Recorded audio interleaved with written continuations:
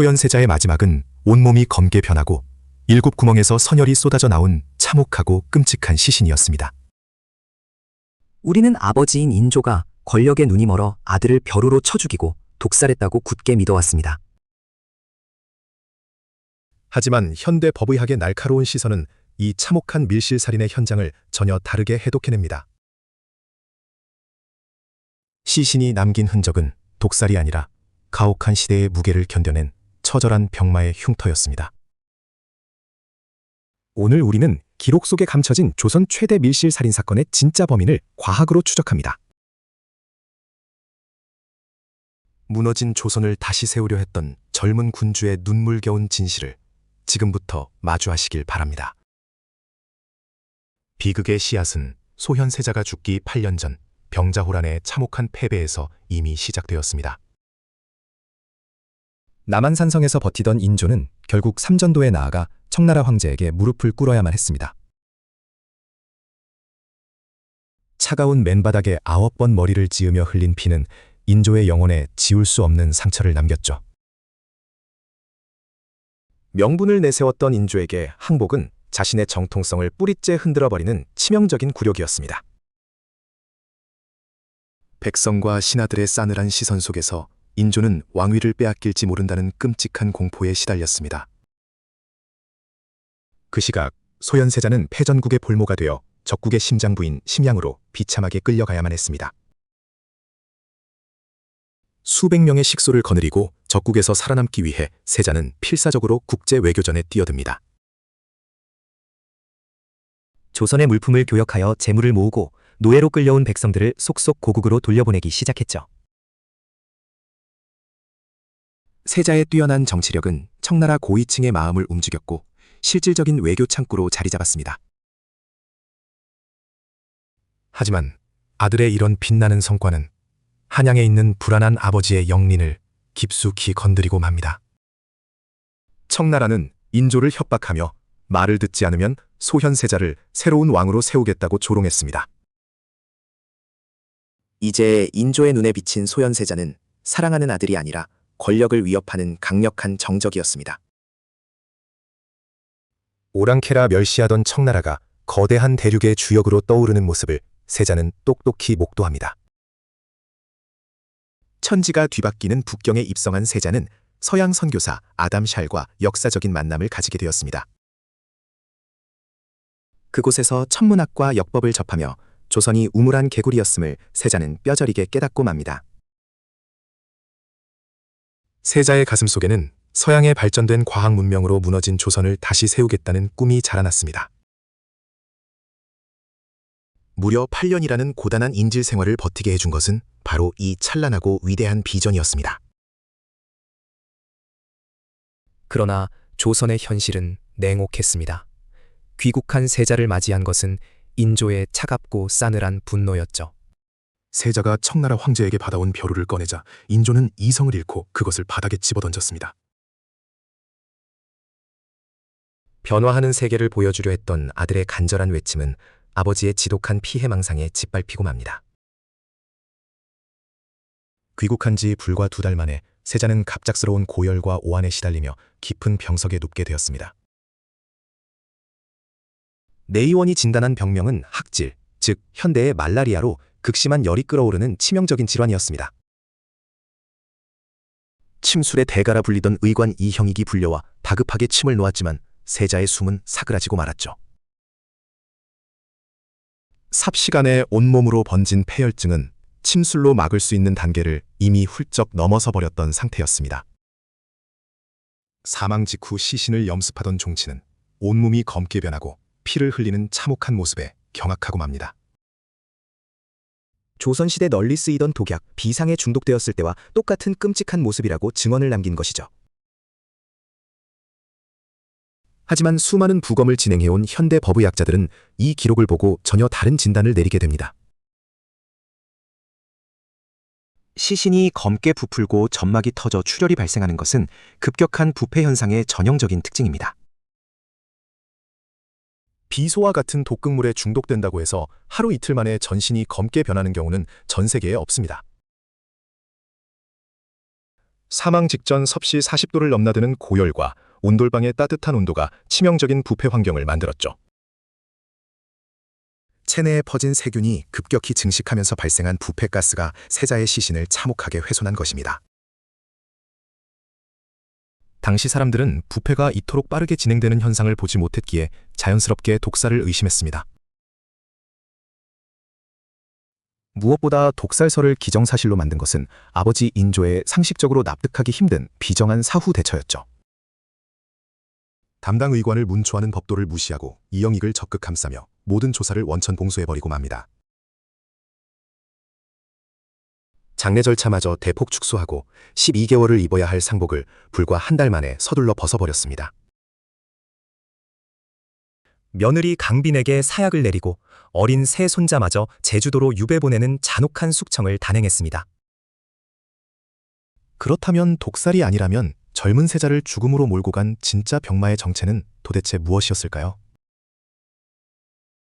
법의학자들은 세자가 인질로 끌려간 20대부터 남겨진 병력 기록을 면밀하게 프로파일링해 보았습니다.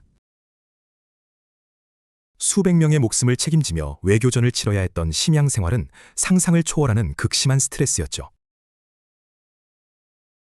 면역력이 바닥난 세자는 지속적인 갈증에 시달렸고 식사를 마친 후에는 혼절하듯 쓰러져 졸아야 했습니다. 이는 극도의 스트레스가 유발한 자가 면역 질환, 즉 제1형 당뇨병의 명백하고 전형적인 증상입니다. 귀국할 무렵 세자의 몸은 이미 치명적인 당뇨 합병증으로 인해 완전히 망가져 회복 불능의 상태였습니다. 극심한 스트레스와 감염으로 발병한 제1형 당뇨병은 세자의 몸을 무참히 파괴했습니다. 당뇨 합병증인 케톤산증과 폐혈증이 겹치며 침술로는 결코 막을 수 없는 최악의 상태였죠. 귀국한 지 불과 2달 만에 무너진 조선을 일으키려던 젊은 세자는 끝내 숨을 거둡니다. 고열 속 따뜻한 온돌방에 안치된 시신은 체내 세균이 증식하며 급격히 부패하기 시작했죠. 부패가스로 몸이 검게 부풀고 점막이 터져 흐른 선혈을 사람들은 독살로 오해한 것입니다. 독살설에 기름을 부은 것은 다름 아닌 아버지 인조의 상식적으로 납득하기 힘든 대처였죠. 세자를 치료한 어위 이형익을 국문하라는 대신들의 간절한 요청을 인조는 원천 봉쇄합니다. 한 달 만에 상복을 벗고 장례마저 대폭 축소한 비정한 아버지의 모습은 의심을 키웠습니다. 급기야 며느리 강빈에게 사약을 내리고 억울한 누명을 씌워 세자의 흔적을 철저히 지웁니다. 세자의 어린 새 아들마저 제주도로 유배를 보내며 자신의 핏줄을 향한 잔혹한 숙청을 단행하죠. 적장자가 왕위를 잇는 법도를 무시하고 동생 복림대군을 새로운 세자의 자리에 앉히고 맙니다. 형의 비참한 죽음을 목도한 복림대군은 꼬투리를 잡히지 않기 위해 숨죽이며 두려움에 떨었죠. 훗날 효종으로 즉위한 복림대군은 조카의 왕위를 가로챘다는 정통성 시비에 끊임없이 시달립니다. 조정으로 돌아온 산림 세력은 강빈 옥사 사건을 재조사하라며 새로운 왕 효종을 거세게 압박하죠. 만약 소현세자 일가의 억울함이 밝혀지면 효종 자신의 왕위마저 뿌리째 흔들릴 위기였습니다. 효종은 자신의 정통성을 지키기 위해 형, 소현세자가 왕이 될 자질이 없었다고 깎아내립니다. 그리고 신하들의 불만을 잠재우고 민심을 하나로 모으기 위해 거대한 정치적 승부수를 띄웁니다. 그것이 바로 청나라를 정벌하여 병자호란의 뼈아픈 치욕을 씻어내겠다는 웅장한 북벌론이었습니다. 친청 세력이었던 형과 선을 긋고 강력한 군대를 양성하여 오랑캐에게 복수하겠다는 명분이었죠. 효종은 남한산성의 군량미를 모으고 직접 군사훈련을 지휘하며 부국강병의 꿈을 키워나갔습니다. 하지만 당대 최고 강대국이었던 청나라를 정벌한다는 것은 사실상 실현 불가능한 허상이었습니다. 제국의 멸망 이후에도 조선의 사대부들은 산속에 사당을 짓고 쓰러진 명나라를 추모하고 섬겼죠. 소중화 사상에 깊이 매몰된 조선은 청나라가 이룩한 찬란한 과학혁명을 철저하게 외면했습니다.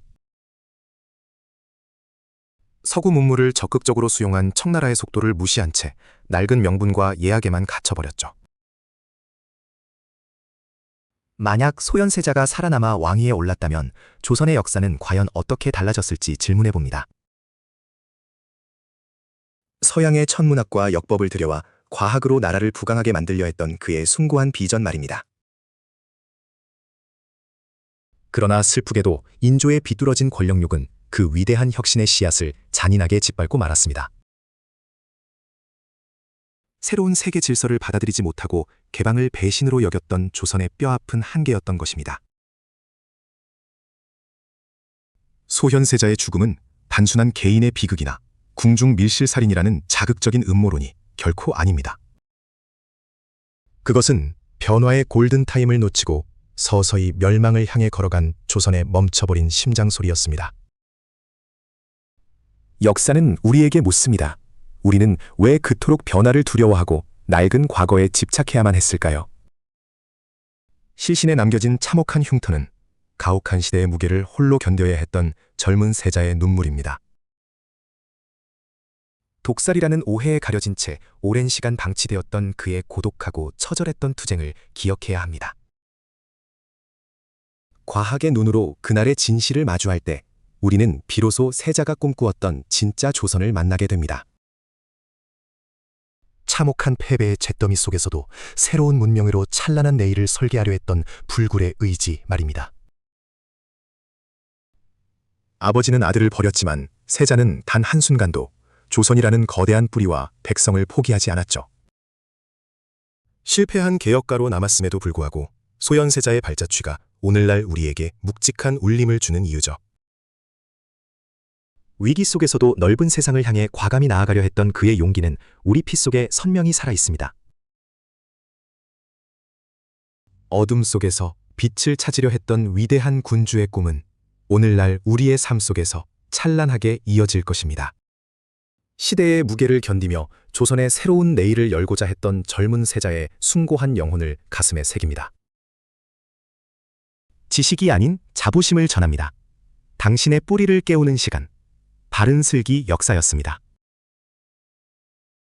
바른이었습니다.